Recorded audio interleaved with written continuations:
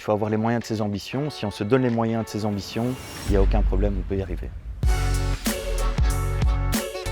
Alors, je m'appelle Raphaël Nossoda, j'ai créé la société Jardiraf il y a à peu près 8 ans, qui consiste à tout ce qui est jardinage, création, entretien, abattage. J'ai pas fait d'études, j'ai travaillé pendant longtemps avec un jardinier sur lequel j'ai appris énormément les bases du métier et ensuite j'ai continué avec lui pendant un certain temps et après je me suis lancé vraiment de manière indépendante. Pour l'instant, c'est un métier qui n'est pas protégé, donc on peut effectivement se lancer sans avoir vraiment de formation officielle.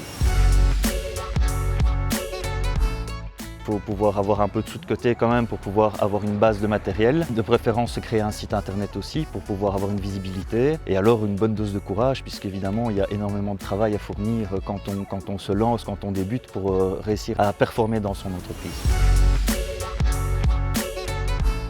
Bien en vivre pour peu qu'on y mette temps et l'énergie. Il faut avoir les moyens de ses ambitions. On doit faire beaucoup d'heures pour avoir une satisfaction et pouvoir s'auto-alimenter en clients, en revenus évidemment, puisque c'est une part importante de l'activité. C'est de pouvoir, il y a du matériel à acheter, à renouveler, à entretenir, donc il faut tenir un certain équilibre et pour ça il faut effectivement travailler beaucoup.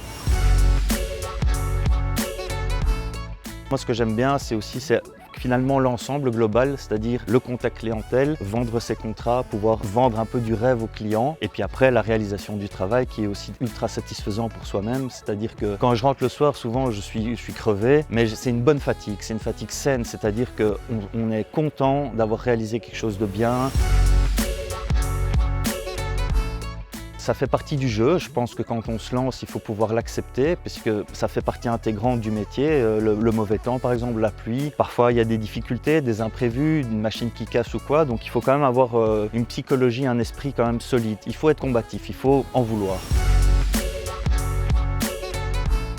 Avant, j'étais employé bureau, donc j'avais une très bonne place, c'était très bien payé et tout ça, mais il y avait un manque de réalisation personnelle. Moi, je voulais pouvoir me réaliser, faire vraiment quelque chose qui me satisfasse. Et dans le travail de bureau, souvent, on a un cycle qui recommence tous les jours, et donc on relance ce cycle chaque jour. Alors que dans le métier que je fais maintenant, c'est extrêmement varié. C'est ça aussi qui, moi, me booste aussi, c'est ne pas avoir de monotonie dans le métier.